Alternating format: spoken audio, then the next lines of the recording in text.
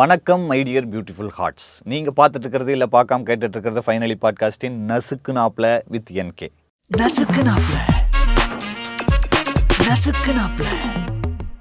இன்னைக்கு நாம் பார்க்க போகிற கதை எழுத்தாளர் எஸ் ராமகிருஷ்ணன் எழுதிய தேசாந்திரி அப்படிங்கிற ஒரு பயண கட்டுரைகளின் தொகுப்பு இந்த புக்கு. பட் இதில் நாம் பார்க்க போகிறது ஒரு குட்டி கதை. அந்த கதைக்கு பேர் கடல் அளவு வெளிச்சம். இதில் ஒவ்வொரு கதையுமே, அதாவது ஒவ்வொரு கட்டுரையுமே ஸ்டார்ட் ஆகும்போது அதோட ஸ்டார்டிங்கில் ஒரு கவிதை இருக்குது. அந்த கவிதை என்னன்னு படிச்சுருவோம். படிக்கிறேன், கேளுங்கோ. கடவுளை கண்டேன், எதையும் கேட்கவே தோன்றவில்லை. அவரும் புன்னகைத்து போய்விட்டார்.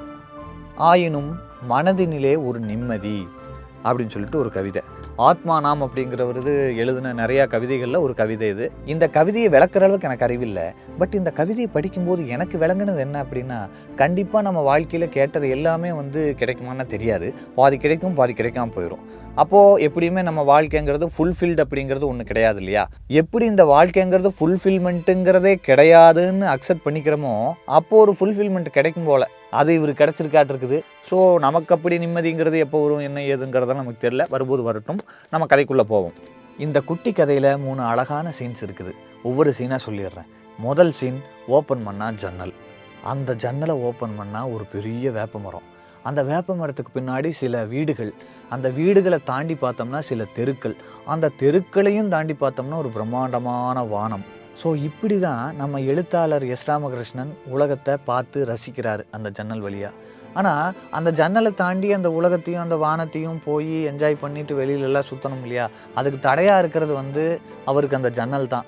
அவருக்கு என்ன தோணுதுன்னு அந்த ஜன்னலை பார்க்கும்போது, என்னடா அது மரக்கட்டையில் செஞ்சுருக்கிறானுகோ, கம்பிகள்லாம் இரும்பில் செஞ்சுருக்கிறானுகோ, இதெல்லாம் மக்காச்சோளத்தில் செஞ்சுருந்தா கடிச்சு மென்று முழுங்கிட்டு நானும் வெளியே பறந்து போயிருப்பேனே அப்படின்னு சொல்லிட்டு தோணுது. சரி, அப்படி இந்த ஜன்னல் வழியாக அவர் அந்த வேப்ப மரத்தையோ அந்த சில தெருக்களையோ வீடுகளையோ மட்டும்தான் ரசிக்கிறாரா, வானத்தை மட்டும்தான் ரசிக்கிறாருன்னா கிடையாது. வெயிலை ரசிக்கிறாரு. காலையில் சூரிய உதயத்திலிருந்து சாயந்தரம் சூரிய அஸ்தமனம் வரைக்குமே அந்த வெளிச்சத்தோட ட்ராவல் என்ன, அந்த வெயிலோட ட்ராவல் என்னங்கிறத அவர் பார்த்து ரசிக்கிறாரு. இன்னொரு விஷயம் என்னென்னா, அவருக்கு 6-7 வயசு தான் இருக்கும். அப்போது அவருக்கு அந்த ஜன்னலே எட்டாது. கீழே ஒரு முக்காலி போட்டு அது மேலே ஏறி நின்று அந்த கம்பியை பிடிச்சிட்டு தான் வெளியில் வேடிக்கை பார்ப்பார். இன்னொரு இன்ட்ரெஸ்டிங்கான விஷயம் என்னன்னா, அவர் வீடு கொஞ்சம் பெருசு, 6-7 ஜன்னல் இருக்குது. இவர் என்ன நினச்சிட்டு இருக்கார், அப்போது ஒவ்வொரு ஜன்னலில் நான் வெளியில் பார்க்கும்போதும் வேறு வேறு வானத்தை தான் நான் பார்த்துட்ருக்கிறேன் அப்படின்னு சொல்லி நினைக்கிறாரு. இப்படி பார்த்து ரசிச்சுட்டு இருக்கும்போது சாயந்தரம் ஆகும் இல்லையா? நம்ம பெரிய ஆட்கள் என்ன பண்ணுவாங்க, ஜன்னலை மூடுவாங்க இல்லையா? இவருக்கு அது பிடிக்கல. இவர்கிட்ட என்ன சொல்கிறாங்க, இருட்டை நீ இப்படியே உத்து பார்த்துட்டு இருந்தீங்கன்னா கபக்குன்னு கவ்விட்டு போயிடும், அந்த மாதிரி சொல்லி பயமுறுத்தி தான் ஜன்னலை சாத்துறாங்க. அப்படி அந்த ஜன்னல் வழியாக அந்த இரவை எப்படி பார்க்குறாருன்னா, அந்த மரம், அந்த வீடு, அந்த தெருக்கள், அந்த வானம் எல்லாத்தையுமே இரவுங்கிறது அப்படியே தன்னோட வாயை பொளந்து தன்னோட கடவாய்ப்பற்களால் கடித்து மென்று முழுங்கிடுது அப்படின்னு சொல்லி அப்படி பார்க்குறாரு. அப்படி ஒரு வர்ணனையாக தான் அதை எழுதியிருக்காரு. அது இல்லாமல் இப்போ ஜன்னலை சாத்தியாச்சு, நைட் ஆயிடுச்சு, எல்லாம் படுத்தாச்சு.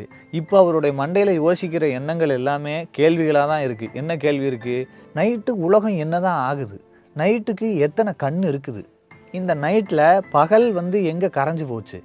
இப்படி அவருக்கு தாட்ஸ் தோணிகிட்டே இருக்குது. இதெல்லாமல் கதவு ஜன்னலெல்லாம் சாத்தியாச்சு, வீட்டுக்குள்ளே இருட்டாயிருச்சு. இப்போ அவருக்கு எப்படி ஃபீல் ஆகுதுன்னா, நாம் ஏதோ தீப்பெட்டிக்குள்ளே இருக்கிற மாதிரியும், தீப்பெட்டிக்குள்ளே இருக்கிற குச்சிகை மாதிரி, தீக்குச்சிகை மாதிரி நாம் இருக்கிறோம், அந்த மாதிரி ஃபீல் ஆகுது அவருக்கு. ஸோ ஃபைனலாக அவருக்கு தோன்றது என்னென்னா, இந்த இரவு மாதிரியே இந்த உலகத்தை நாமளும் சுற்றி பார்த்து முழுங்கணும் அப்படின்னு சொல்லி தான் அவருடைய தாட் இருந்திருக்குது. 2வது சீன், அவர் ஒரு 4ஆவதோ 5ஆவதோ படிச்சுட்டு இருப்பார். கன்னியாகுமரிக்கு டூர் கூப்பிட்டு போகிறாங்க. அங்கே கன்னியாகுமரியில் என்ன ஸ்பெஷலு? அந்த சன்ரைஸை பார்த்தா சும்மா பிரம்மாண்டமாக சூப்பராக இருக்கும் இல்லையா? ஸோ அதனால் காலையில் சன்ரைஸுக்கு முன்னாடியே இருட்டாக இருக்கும் இல்லையா? அப்போ கொண்டு போய் கடற்கரைக்கு முன்னாடி நிப்பாட்டிடுறாங்க. அவருக்கு எப்படி இருக்குன்னா, கடலோட சத்தங்கிறது பிரம்மாண்டமாக கேட்குது, பயங்கரமாக கேட்குது. ஆனால் கருகுமுன்னு இருக்குது, இருட்டாக இருக்குது, ஒன்றும் தெரில. திடீர்னு பார்த்தா ஒரு சின்ன வெளிச்சம். அவர் அதை எப்படி சொல்கிறாருன்னா, நெல்லிக்காய் மாதிரி தான் வெளியில் வந்துச்சு சூரியன். திடீர்னு பார்த்தா குபு குபு குபுன்னு மேலே பயங்கரமான வெளிச்சம். அந்த வெளிச்சத்தை அவர் எப்படி சொல்கிறாருன்னா, கடலளவு வெளிச்சம் அப்படின்னு சொல்லி சொல்கிறாரு. ஸோ அதை தான் டைட்டிலாகவும் வச்சுருக்காரு. அவருக்கு அப்போ தான் ரியலைஸ் ஆகுதாமா, சூரியன்லேருந்து இந்த வர்ற வெளிச்சம் இந்த கடலை விட பெருசு அப்படின்னு சொல்லி. இப்போ எப்படி நம்ம சாப்பிட்ற ஐட்டத்துக்கெல்லாம் ஒவ்வொன்றுக்கும் ஒவ்வொரு ருசி இருக்குல்ல, டேஸ்ட் இருக்குல்ல, அந்த மாதிரி வெளிச்சத்துக்கும் ஒரு டேஸ்ட் இருக்குது.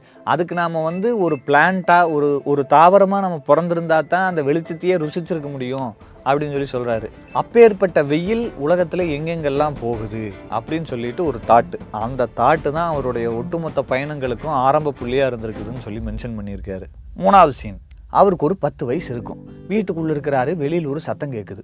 என்ன சத்தம்னு பார்த்தா கரடி கத்துற சவுண்டு. நேராக குடுகுடுன்னு ஓடி போய் வாசல் நின்று பார்த்தா ஒருத்தன் கரடியோடு வந்து நிற்கிறான். பார்த்தா கரடி வித்தக்காரன். அந்த கரடி கையில் வாட்செல்லாம் கட்டி இருக்குது. அங்கே இருக்கிற குட்டி குட்டி பசங்கள்லாம் பார்த்து அதை ஆச்சரியமாக பார்த்துட்டு இருக்கிறாங்க. அப்போ அவன் வந்து இந்த மாதிரி பசிக்குது, சாப்பாடு வேணும்னு சொல்லி கேட்டுருக்கிறான். அப்புறம் அம்மா கொண்டு வந்து சாப்பாடு கொண்டு வந்து கொடுக்குறாங்க. அதை இவர் அப்படியே வேடிக்கை பார்த்துட்ருக்கிறாரு. அப்புறம் அந்த கரடி சாப்பிடணும் இல்லையா, அதுக்கும் பசி. ஆனால் அது இந்த சாப்பாடெல்லாம் சாப்பிடாது, தேன் தான் சாப்பிடும். தேன் சாப்பிட்றதுக்கு காசு வேணும், தேன் வாங்குறதுக்கு அப்படின்னு சொல்லிட்டு கேட்க, அம்மா இருந்துட்டு காசெல்லாம் இல்லை சாமி அப்படின்னு சொல்லிட்டு அவன் கேட்டுக்கிட்டே இருக்கிறான் திரும்ப திரும்ப. இதையெல்லாம் பார்த்துட்டு இருக்கிறவர் இவர் என்ன பண்ணுறாருன்னா நேராக குடுகுடுன்னு உள்ளே ஓடி போய் ஒரு வெள்ளரிக்காய் எடுத்துகிட்டு வந்து கரடிக்கு நீட்டுறாரு. கரடி வந்து டென்ஷன் ஆயிடுச்சு. டென்ஷன் ஆகி ஒரு முறைச்சிருக்குது. இவர் பேசாமல் இருந்திருக்கிறாரு. இப்போ இந்த ஒரு சூழ்நிலையில் இன்னொரு விஷயத்தை அவர் கவனிக்கிறார். என்ன அப்படின்னா, அங்கே ஒரு நாய் படுத்துட்டு இருக்குது. இந்த கரடியை பார்க்குது. இந்த கரடியை பார்த்துட்டு அந்த நாய் எந்திரிச்சு கத்தலாமா வேண்டாமா அப்படின்னு சொல்லிகிட்டே யோசிச்சுக்கிட்டே படுத்துட்டு இருக்குது. இந்த ஒரு சின்ன ஒரு விஷயத்தை அவர் கவனிக்கிறாரு. இந்த சின்ன விஷயத்தில் நான் கவனிக்கிற ஒரு பெரிய விஷயம் என்ன அப்படின்னா, சில நேரங்களில் நாமளும் இந்த நாய் மாதிரி தான் இருக்கிறோம். ஏன்னா எந்திரிச்சு கத்துனா கரடி சண்டைக்கு வரும், கடிச்சு போடும். இப்போது அதை பேசாமையே நம்ம படுத்துக்கிட்டு இருந்தோம்னா நம்ம தன்மானம்னு ஒன்று இருக்குது, அது இல்லாமையே போயிடும். இது ரெண்டுக்கு இடையிலையுமே நம்ம வந்து என்ன பண்ணுறதுன்னு தெரியாமல் யோசிச்சுட்டே இருப்போம் இல்லையா, அந்த மாதிரி தான் அந்த நாய் படுத்துட்டு இருக்குது இப்போது. ஸோ இதையும் அவர் கவனிச்சிட்டு இருக்கிறாரு. ஸோ இதுக்கப்புறம் என்ன ஆகுது அப்படின்னா, அவன் பார்த்த வரைக்கும் பார்த்தான், காசு கேட்டு பார்த்தான், காசு இல்லைன்ட்டாங்க. சரி, ஒரு பழைய செருப்பாவது இருந்தால் தாங்க, நான் மலபாரிலிருந்து நடந்தே வர்றேன், அதனால் இனி மறுபடியும் ஊராக தான் சுற்றணும் அப்படின்னு சொன்னோன்னா பழைய செருப்பு ஒன்று கொடுத்துட்டாங்க. அவரும் போட்டுட்டு அந்த கரடியை வந்து கூட்டிகிட்டு அப்படியே நடக்கிறக்கு ஆரம்பித்தாச்சு. இவர் அதை அப்படியே வாசல் நின்று பார்த்துட்டே இருக்கிறாரு. இதாண்டா சான்ஸு, பின்னாடியே ஓடிடுவான், ஊராக சுற்றுவான்னு சொல்லிட்டு கரடி வித்தக்காரன் கூடயே பின்னாடியே போகிறாப்புல. அவன் பார்த்துட்டு திரும்பி நின்றுட்டு இந்த மாதிரி இங்கே பாரு, தயவு செஞ்சு வீட்டுக்கு போகணும்னு சொல்லிட்டு மிரட்டி அனுப்பி விட்டுறாப்புல. இவரும் குடுகுடுன்னு ஒடியாந்துடுறாரு. அப்போ இருந்து வந்து இந்த கரடி வித்தக்காரன் மட்டும் கிடையாது, ஊராக சுற்றுறவங்க நிறையா பேர் இருக்கிறாங்க. பரதேசிகள்னு சொல்லுவாங்க. நாம் சொல்கிறது வந்து இந்த ஒரே இடத்துல இருக்கிற பரதேசிகள் இல்லை, ஊராக சுற்றுற பரதேசிகள் நான் சொல்கிறேன். ஸோ அந்த பரதேசிகள் மட்டும் இல்லாமல் மாடு புரோக்கர்ஸ் இருப்பாங்க, மாட்டு தரகர்கள், அதாவது மாட்டை வாங்கி விற்கிறவங்க இருப்பாங்க. அது இல்லாமல் இந்த ஏலம் போடுறவங்க வந்து ஊராக வந்து போயிட்டு வருவாங்க. அது இல்லாமல் இந்த உப்பு வியாபாரிகள், சால்ட்டு விற்கிறவங்க, அவங்க வந்துட்டு போவாங்க. இது இல்லாமல் இந்த ஃபங்க்ஷன்ஸ் எல்லாம் நடக்கும்ல, கோயில் ஃபங்க்ஷன்ஸ் எல்லாம் நடந்துச்சுன்னா இந்த மாங்குயிலே பூங்குயிலே அந்த குரூப்ஸ் எல்லாம் இருக்கு இல்லையா, அவங்க வந்து இந்த ஆடுறதுக்கு பாடுறதுக்கு வேஷம் போட்டு கூத்து நடத்துறதுக்கு, தெருக்கூத்து நடத்துறதுக்கு இந்த மாதிரி ஆட்கள் வந்துக்கிட்டு போவாங்க. இவங்க எல்லாருமே இவர் கண்ணுக்கு எப்படி தோணுதுன்னா, இவங்க அத்தனை பேருமே ஊராக போயிட்டு வர்றதுனால ஊராக சுற்றுறதும் இந்த உலகத்தை சுற்றுறதும் ஒரு இடத்துல இல்லாமல் எல்லா பக்கம் போயிட்டு வர்றதையும் நியாயப்படுத்திக்கிட்டே இருக்கிறாங்க அப்படின்னு சொல்லி இவர் சொல்கிறாரு. ஸோ அப்படி இதையெல்லாம் யோசிச்சுட்டு அவர் தூங்கும் போதெல்லாம் நினைக்கிறது என்னன்னா, அவர் கனவெல்லாம் எப்படி இருக்குன்னா, என்னை ஏதாவது ஒரு பட்டாம்பூச்சி என்னை தூக்கிட்டு போய் ஏதோ ஒரு மலை மேலேயோ இல்லை ஏதாவது ஒரு பாலைவனத்துலேயோ விட்டுறாதா, நான் அப்படியாவது உலகத்தை நான் சுற்றி பார்ப்பேன்ல அப்படின்னு சொல்லி தோணுது. ஸோ இப்பேற்பட்ட ஒரு ஆசை வந்து அந்த சின்ன வயசில் அவர் மனசில் பதிஞ்சதுனால தான் வளர வளர வந்து தன்னோட ஊருக்குள்ளே சுற்றுறாரு, நிறையா பக்கம் போயிட்டு வர்றாரு. அதுக்கப்புறம் மற்ற ஊர்களுக்கெல்லாம் போய் சுற்றுறாரு. அதுக்கப்புறம் வயசு ஆக ஆக ஆக ஆக நிறையா ஊர்களுக்கு, மாநிலங்களுக்கு, நாடுகளுக்கு எல்லா பக்கமே பயணம் போயிட்டு வர்றாரு. இவ்வளோ ஊர்கள், இவ்வளோ மாநிலங்கள், இவ்வளோ நாடுகள், இத்தனை பயணங்கள் போயிட்டு வந்ததுக்கப்புறம் எனக்கு தெரிஞ்சிருக்கிற ஒரு உண்மை என்னன்னா, உலகம் முழுவதும் வீடுகள் இருக்கின்றன, எல்லா வீடுகளிலும் ஜன்னல்கள் இருக்கின்றன, எல்லா ஜன்னலுக்கு பின்னும் ஒரு சிறுவனோ சிறுமியோ இந்த உலகை வியப்பு கலையாமல் பார்த்து கொண்டே இருக்கிறார்கள்.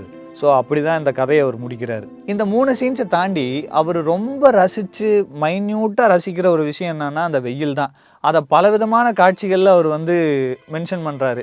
அது எவ்வளவு அழகாக வந்து ஒரு வீட்டுக்குள்ளே நுழையுது, ஜன்னல் வழியாக அது எப்படி நுழையுது, ஒரு சமையல் கட்டில் வந்து அதோட ட்ராவல்ங்கிறது எப்படி இருக்குது.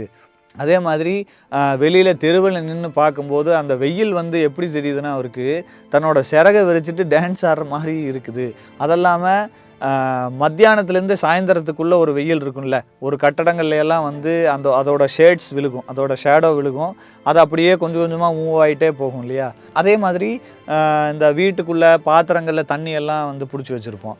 அந்த தண்ணியில் அந்த வெயிலோட அந்த வெளிச்சத்தோட ரிஃப்ளெக்ஷன்ஸ்ன்னு சொல்லி ஒன்று இருக்கும் இல்லையா.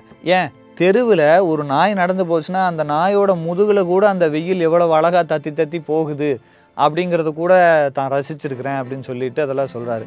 இப்படி சின்ன வயசில் ஜன்னல் வழியாக அறிமுகமான ஒரு உலகத்தை இன்றைக்கி எவ்வளவோ பயணங்கள் மேற்கொண்டு எத்தனையோ இடங்களுக்கு போயிட்டு வந்து எவ்வளவோ மனிதர்களை சந்தித்து எவ்வளவோ சூழ்நிலைகளில் இருந்து எவ்வளவோ உணர்வுகளை வந்து சேகரிச்சிருக்கிறார் அவர். இந்த கதையை ஏன் உங்கள் கூட ஷேர் பண்ணிக்கணும்னு தோணுச்சுன்னா, சின்ன வயசுலேருந்தே எனக்கும் வானம்னா ரொம்ப பிடிக்கும். இப்போ வரைக்குமே அந்த வானம்ங்கிறது வந்து எப்போ பார்த்தாலும் பிரம்மாண்டமாகவும் விதவிதமாகவும் தான் எனக்கு தோணிக்கிட்டே இருக்கும். அதே மாதிரி என்ன தான் நம்ம சென்னை டிராஃபிக்லேயே போயிட்டு வந்தாலும், எந்த ஊரில் இருந்தாலும் சரி டிராஃபிக்லேயே போகும்போதும் எனக்கு வந்து அங்கே ஏதோ ஒரு மரம் இருந்தாலோ அந்த மரத்துக்குன்னு அழகாக அந்த மரத்துக்கு மட்டுமே காற்றடிக்கும். அந்த மத்தியானத்தில் அந்த காற்றுல வந்து அதோட இலைகள் வந்து ஆடிக்கிட்டு இருக்கும். ஒரு டிராஃபிக்கில் அவ்வளோ ஹெக்டிக்கான ஒரு இடத்துல கூட ஏதோ ஒரு இயற்கையோட ஏதோ ஒரு பாகம் வந்து நம்மளை ஒரு ரெஃப்ரெஷ் பண்ணிக்கிட்டே தான் இருக்குது. ஸோ இந்த கதையை கேட்கும்போது உங்களுக்கு என்ன தோணுச்சு? நீங்களும் உலகத்தை சுற்றி பார்க்கணுன்னு நினைக்கிறவரா, இல்லை உங்களை சுற்றி ஒரு உலகத்தை உருவாக்கிட்டு அதுக்குள்ளே வாழணும்னு நினைக்கிறவங்களா? உங்களுடைய எக்ஸ்பீரியன்ஸ் என்ன, ஃபீலிங்ஸ் என்ன, தாட்ஸ் என்ன, அதை கமெண்ட்ஸில் சொல்லுங்கள். தொடர்ந்து இந்த மாதிரி குட்டி குட்டி கதைகளையும், இந்த கதைகளுக்கும் நம்ம வாழ்க்கைக்கும் ஏதாவது ஒரு சம்மந்தம் இருந்ததுன்னா அந்த மாதிரி சில அழகான விஷயங்களையும் உங்கள் கூட நான் ஷேர் பண்ணிக்கிறதுக்கு நம்ம ஃபைனலி பாட்காஸ்ட் சேனலை சப்ஸ்கிரைப் பண்ணிக்கோங்க. மீண்டும் ஒரு அழகான கதையோடு உங்களை சந்திக்கிற வரைக்கும் அன்புக்கு நன்றி. NK from finally.